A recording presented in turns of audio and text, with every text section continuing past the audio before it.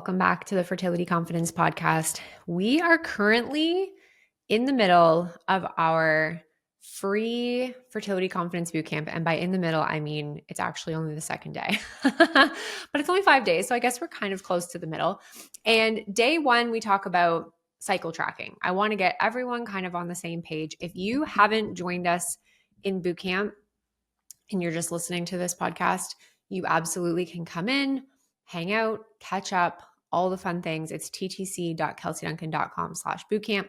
But yesterday we were talking about cycle tracking, and it really became evident to me how little we learn about the female body and what's normal and how to go about investigating if we feel like something is off, specifically when it comes to cervical fluid and tracking ovulation and timing intercourse. And so I scrolled through all of our podcast episodes and I was like, how funny, we haven't actually talked about this.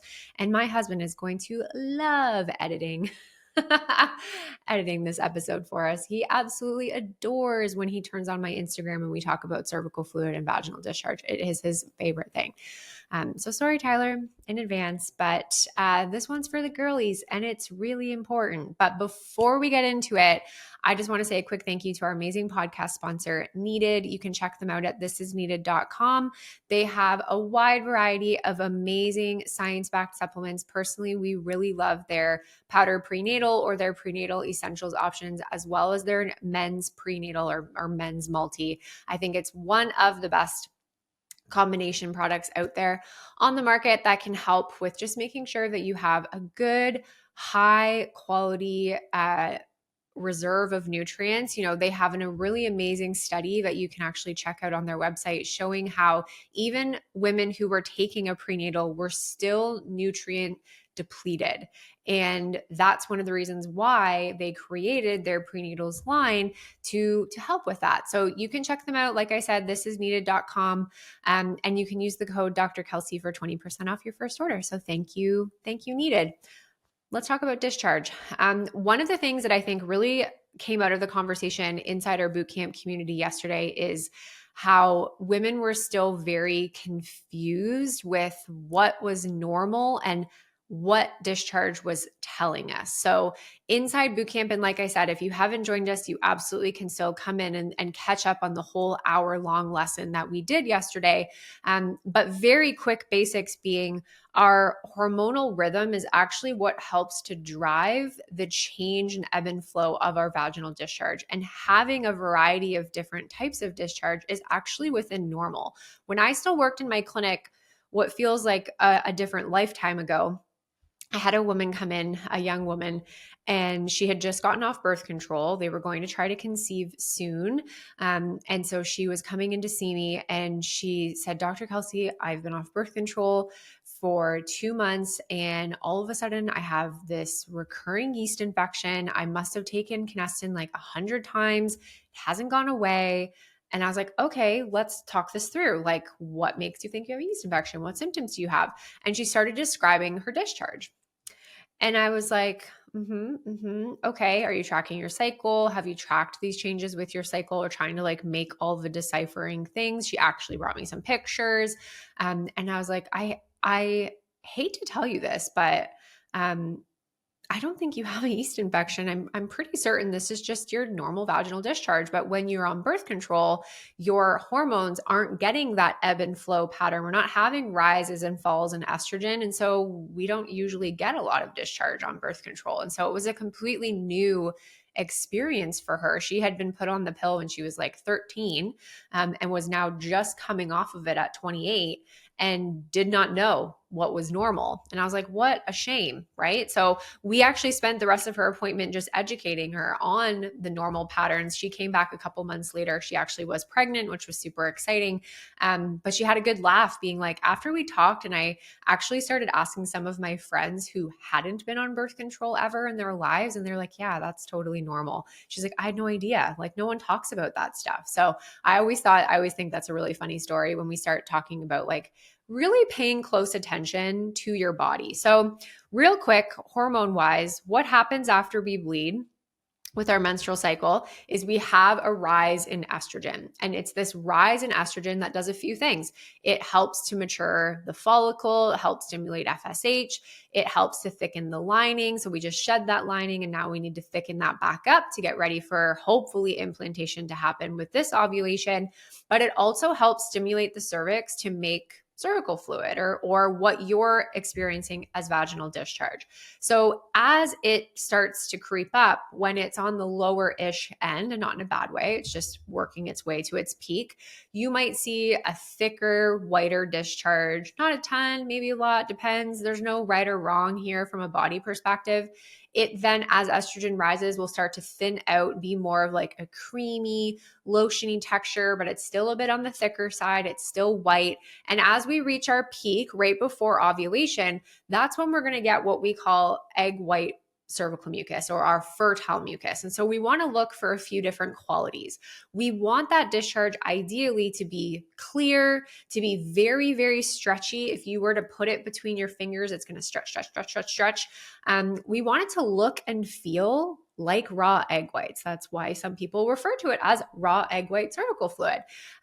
You also might just feel very slippery when you wipe or walk. It also could just feel very, very wet. So a watery, wet fluid sensation is also within that like fertile bracket. So actually, I was going to tangent, but we'll get there in a second. So I just want you to understand like the qualities of cervical fluid first. So we want to see that change. And that is our trigger to our brains and our partners, or we will tell them that our fertile window is now open. Okay. So when we get that change in cervical fluid, it's doing a few things for you. It's helping to create a less acidic environment in the vaginal canal. So therefore, a good healthy sperm can live longer.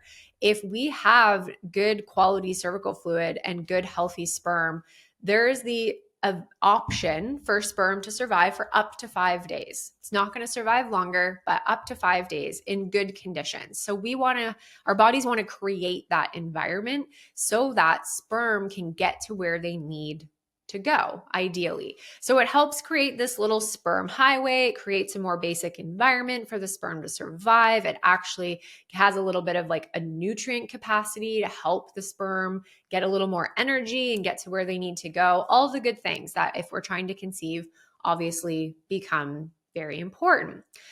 Now, if you're sitting there going, and this is why I wanted to record this episode, because we had a lot of questions in bootcamp yesterday that were like, I don't really see that. I don't really get that. There's a few things that I want before you absolutely spin out. Do not panic, okay? There's a few things that we actually want to look into. So first and foremost, if you're like, I have no idea what you're talking about, I've never seen that before. A lot of times, I would say not 100% of the time, obviously, but let's say like 75% of the time, it's not because you don't get it. It's because you haven't actually really paid super close attention and you probably aren't experiencing excessive amounts, which therefore means you do have to pay a little bit closer attention. So first things first, if you're like, I've never seen that before, let's actually just really start to notice. And all you need to do to be able to have the capacity to open your fertile window based on your body's own signs and cues, AKA your egg white cervical fluid, is to go to the bathroom. If you aren't peeing multiple times a day, we have a completely different problem, AKA you are not hydrated enough. And side note, if you are dehydrated, you're probably not making cervical fluid. And we will get to that point in a second. Okay.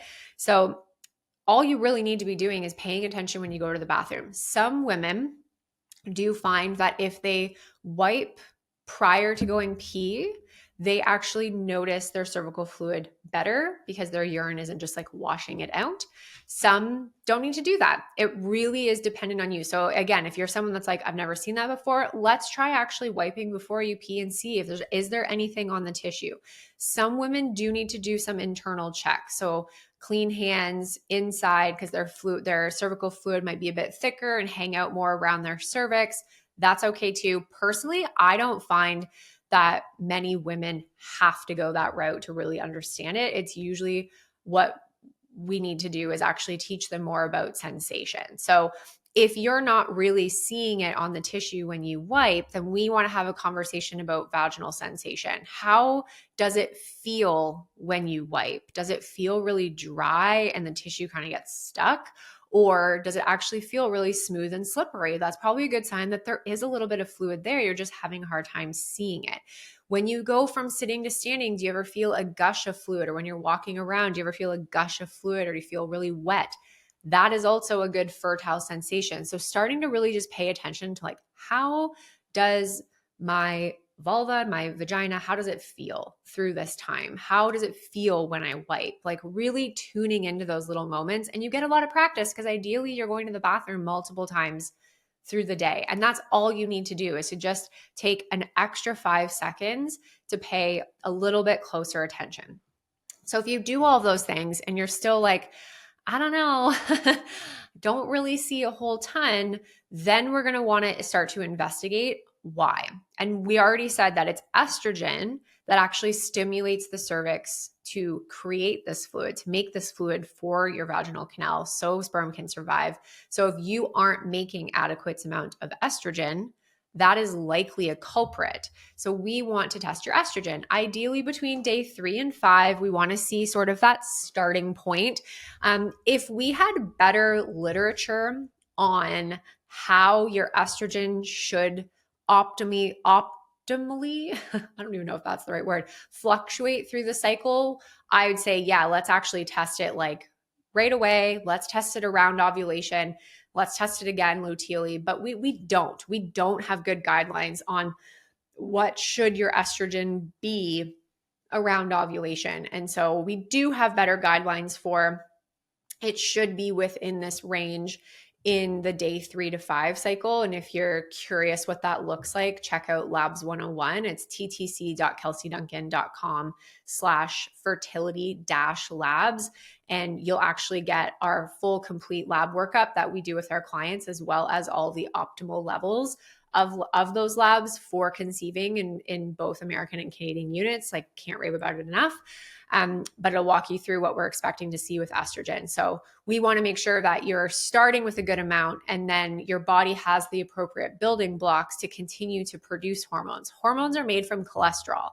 So if you are cutting all fat out of your diet, which is a very, like, we all grew up in the same time period when we were younger in the 90s, when it wasn't cool to eat fat, everything was low fat, and women really suffered with that, because men need fat too, but because even testosterone is made from cholesterol. But if you're cutting out all fats from your diet, we're likely actually not having the building blocks, not just to make estrogen, but progesterone and cortisol and all of the things. So we need healthy fats in the diet. So we always have a conversation when it comes to low or undetectable amounts of cervical fluid is, okay, let's check your estrogen.